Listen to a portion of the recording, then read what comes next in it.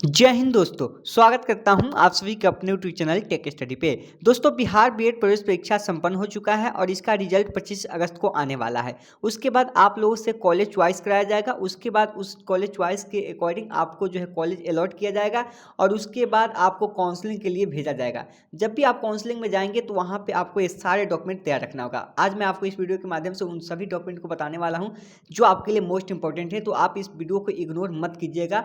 यह आपके बीएड में एडमिशन लेने के लिए बहुत ज़्यादा इंपॉर्टेंट है, ध्यान रखिएगा। तो इस वीडियो में मैं आपको बताऊंगा कि कौन कौन से डॉक्यूमेंट आपको देने होंगे एडमिशन के समय। जब भी आप काउंसलिंग के लिए जाते हैं तो वहाँ पे आपको सभी डॉक्यूमेंट देने पड़ते हैं। अगर आपने अभी तक नहीं बनवाया है, कोई अगर डॉक्यूमेंट आपका मिस है तो आप यहाँ पे बनवा सकते हैं। तो चलिए स्टार्ट करते हैं और देखते हैं कि कौन कौन से डॉक्यूमेंट आपको देना पड़ेगा। देखिए यहाँ पे लिखा हुआ है आवश्यक सूचना, और यह 2020 के लिए जो पिछली बार यहाँ पे काउंसलिंग हुआ था उसके लिए यह लिस्ट जो है जारी किया गया था। प्रिय अभ्यर्थी, सीटी बीएड 2020 की परीक्षा में सफलता के लिए बधाई।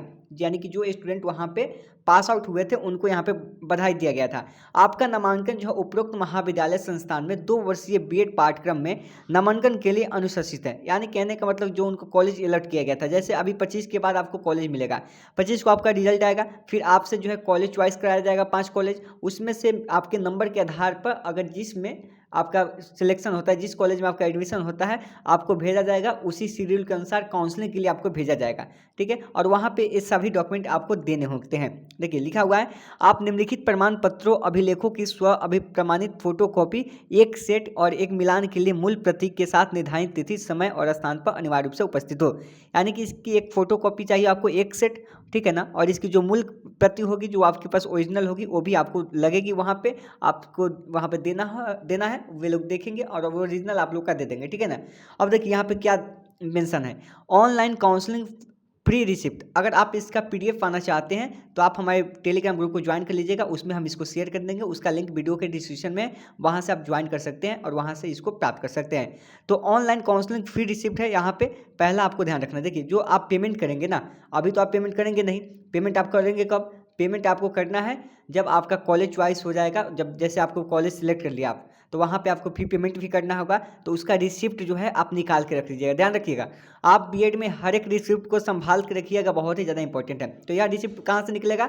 जब आपका पेमेंट होगा ना, जब आप यहाँ पे पिछली बार 750 करना पड़ा था और यहाँ पे जो जनरल वाले हैं उनको थोड़ा सा ज़्यादा करना पड़ा था, तो ये चीज़ देख लीजिएगा, जितना का पेमेंट होगा उसी का रिसिप्ट आपको रखना है, ठीक है। और यह कॉलेज जब चॉइस करेंगे उस समय आपको यहाँ पे पेमेंट करना होगा, उसी का रिसीविंग चाहिए।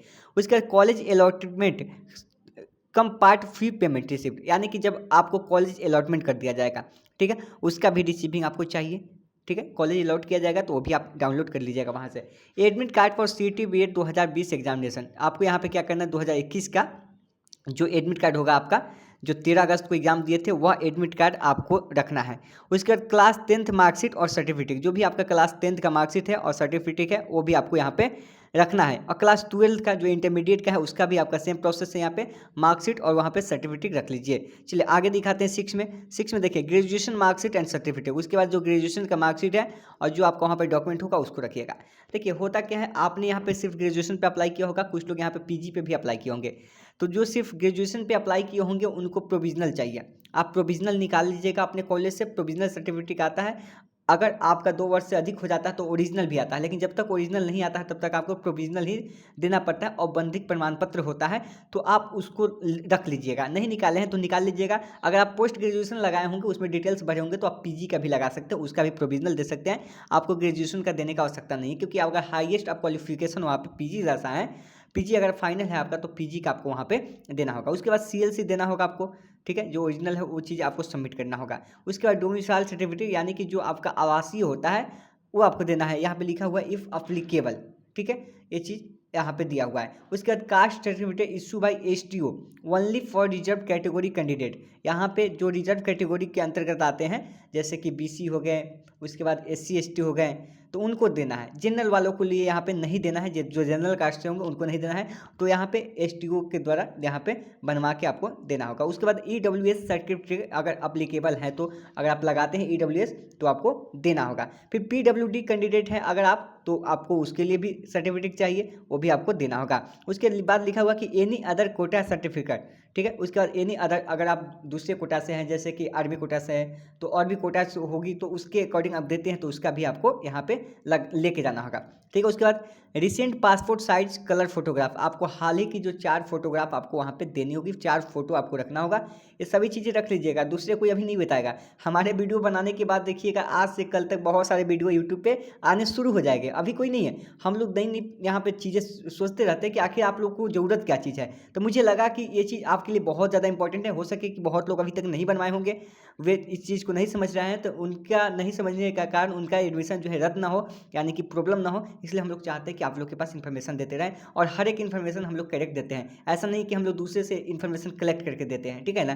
कुछ लोग क्या करते हैं ना कि हमारी जो है वीडियो है इसको कॉपी मार लेते हैं, इसका स्क्रीनशॉट भी मार लेते हैं और फिर वही चीज़ें आपको बताना शुरू करते हैं। तो ये चीज़ हम लोग यहाँ पे नहीं करते। तो वीडियो को आप लाइक कीजिएगा और अधिक से अधिक शेयर कीजिएगा, चैनल को सब्सक्राइब जरूर कर लीजिएगा। ऐसे ही लेटेस्ट इन्फॉर्मेशन पाना चाहते हैं तो टेलीग्राम ग्रुप में भी जुड़ जाइएगा, वहाँ पे इन्फॉर्मेशन भी दे दी जाती है। देखिए, आपको सलाह दी जाती है कि काउंसलिंग में आने से पूर्व आश्वस्त ले कि उपरोक्त प्रमाण पत्र अभिलेख आपके पास है, अन्यथा आपकी उम्मीदवारी जो है पर विचार नहीं किया जाएगा, यानी कि आपके एडमिशन पर यहाँ पे विचार नहीं किया जाएगा। सभी वर्णित कागजातों अभिलेखों के साथ निर्धारित स्थान यानी कि तिथि और समय पर यदि आप उपस्थित नहीं होते हैं तो आपका नामांकन का दावा जो है निरस्त किया जाएगा। ठीक है। यहाँ पे देखिए जो आया था किसके द्वारा, CET BED 2020, यानी कि उसमें कौन थे, राज्य नोडल पदाधिकारी प्रोफेसर अजीत कुमार थे। ठीक है ना। तो ये चीज़ ध्यान में रखना है आपको। तो अब की बार भी बस वही सेम चीज़ें होगी, क्योंकि LNU ने ही उस बार भी एग्जाम लिया था और अब की बार उसने ही दिया। तो ये सारे डॉक्यूमेंट आपको चाहिए ही हर हाल में, नहीं है तो आप बनवा लीजिए। अगर कोई समस्या है तो आप मुझसे कमेंट बॉक्स में पूछ सकते हैं। तो आज के लिए इतना ही रखेंगे, मिलते हैं नेक्स्ट वीडियो में। जय हिंद।